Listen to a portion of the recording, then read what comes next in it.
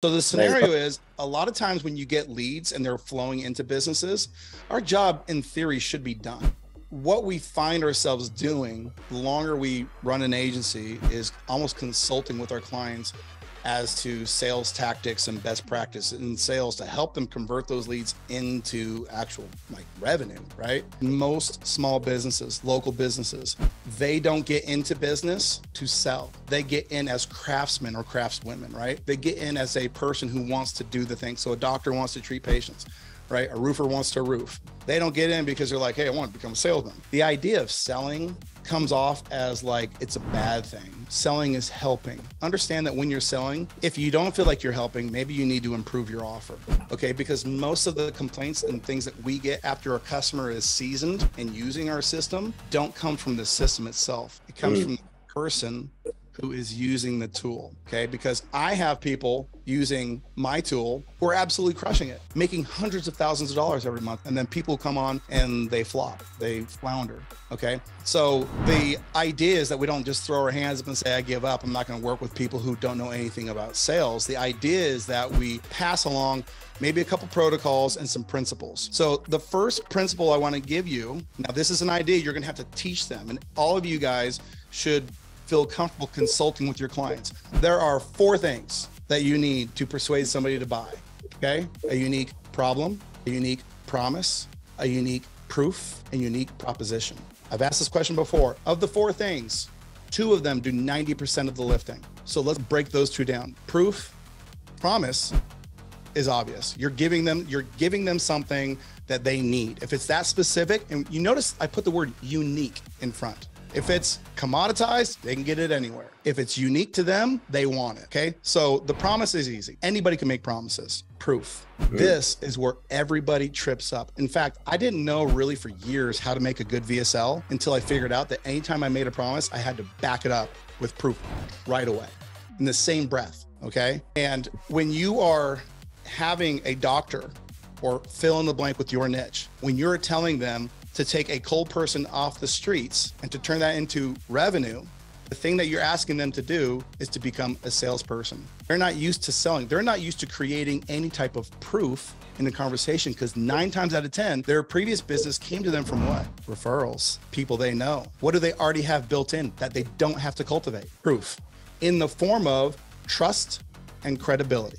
Let that sink in for a second. Trust and credibility are the 2 things that are not injected to any conversation just by default. You have to help them inject that. If you try and tell them you need to be more trustworthy and you need to have better proof, they're gonna be like, I don't know what you want from me.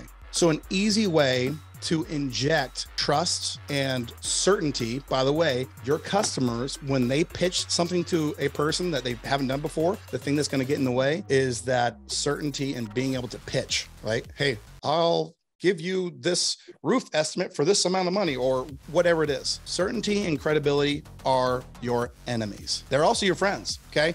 So what we teach is the thing that in my agency that doctors sell is their core offer. So they sell to people in bundles, in packages. We're going to give you this many treatments. It's going to include this therapy. It's going to include, they put it all in a package and say, okay, it's $3,000.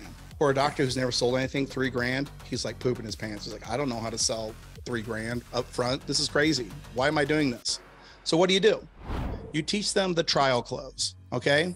Everything is the same. They present the case value as $3,000 and then they stop and then they say this: because I know you have options and because I know you want to actually solve this problem, what I'm going to do is we're going to get you started for the next 2 weeks for $300. That will give you the opportunity to make sure that this is a fit for you and that what we're doing is going to work. So long as you want to get the outcome, which I believe you do, Mr. Prospect, is that right? Yes, I do. So long as it works, after 2 weeks, we can go into complete care for the remainder of the balance. That gives you certainty that you're getting the result that you wanted from the beginning, and us the certainty that you're a good fit. What would you like to do? It's a preemptive downsell, okay? And downselling only works if you know how to present a core offer. And you're basically saying, hey man, 50% of people take my core offer, so I'm money in. And then downselling after you present a core offer is like saying, well, I'm gonna get 20% of the people who say no to say yes. So it's a revenue game. But if they can't sell at all, If the idea of offering their services for money, which this is real, people have a hard time offering their services for money. Present the high ticket, but then stop, pause, and say, because I know you have choices and decisions to make, and money doesn't grow on trees,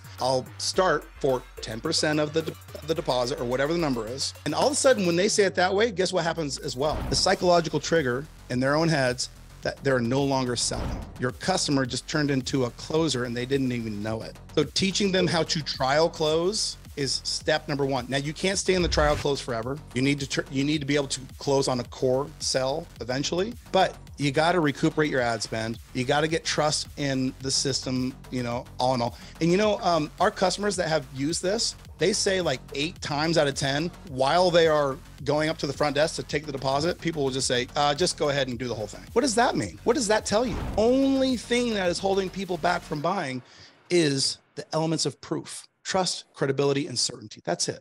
Make sense?